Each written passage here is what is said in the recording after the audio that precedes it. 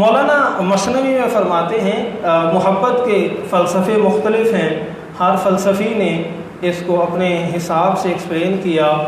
اور اپنی طرح سے مختلف اس کی توجیحات دیں اور ڈفرینٹ انٹرپریٹیشنز دیں اس کی۔ اچھا، یہاں پر عرض کروں کہ کتاب حکمت کی ایک شان یہ بھی ہے کہ اس کو جس دور کے فقہا نے، جس دور کے سائنسدانوں نے جہاں بھی ریلیٹ کرنے کی کوشش کی ان اے پازیٹیو سینس، اس کی انٹرپریٹیشنز وہاں پر بنتی ہی چلی گئیں۔ اب آپ فرماتے ہیں، اس کی مثال محبت کی کچھ اس طرح دیتے ہیں کہ درخت، ایک ہی درخت ہوتا ہے، اگر آپ اس کی دو تصویریں دکھائی جائیں اور ایک وقت اس کا ایسا ہو کہ جب اس پر پھل اور پھول لگے ہوئے ہوں اور مکمل طور پر سب پتوں میں وہ گھرا ہوا ہو، اور ایک اس کا تصویر آپ کو دکھایا جائے جس میں بالکل سوکھا ہوا ہے، درخت ایک ہی ہے، تو آپ فوری طور پر یہ کہیں گے کہ یقیناً یہ جو ہرے بھرے درخت کی تصویر ہے یہ موسم بہار کی ہوگی،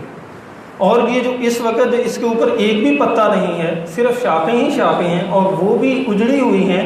یہ یقیناً خزاں کی ہوگی۔ اب مولانا فرماتے ہیں کہ درخت کی جو نسبت تھی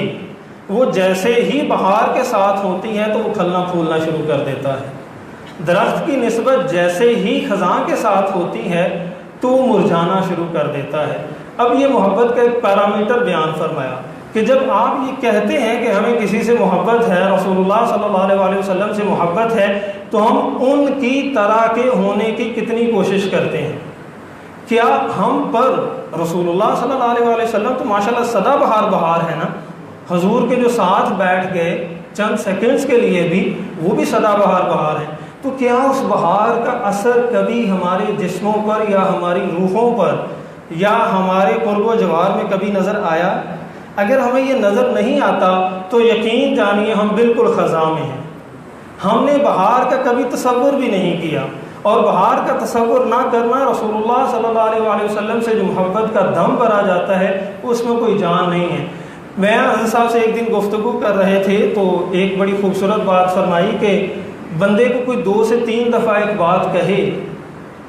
اور پھر بار بار اس کو یہی بات کہے کہ چلو تم یہاں سے لاہور جانا ہے،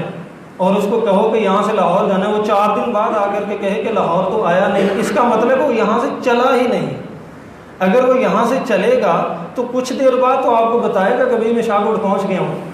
کچھ دیر بعد تو بتائے گا کہ میں رستے میں پہنچ گیا ہوں۔ اس کا مطلب یہ ہے کہ وہ چلا ہی نہیں۔ اگر ہمارے جسموں پر اور ہماری روحوں پر بہار آنی بھی شروع نہیں ہوتی، بہار کا آ جانا تو اور بات ہے، بہار آنی بھی شروع نہیں ہوتی تو اس کا مطلب یہ ہے کہ ہم حضور کے در کی طرف ابھی چلے بھی نہیں، ہم اس سے بھی بہت پیچھے ہیں۔ تو سامعین محترم، اپنی محبتوں کو اور اپنی چاہتوں کے مرکز کو رسول اللہ صلی اللہ علیہ وسلم کی طرف ہمیں موڑ لینا چاہیے۔ میں ایک بات یہاں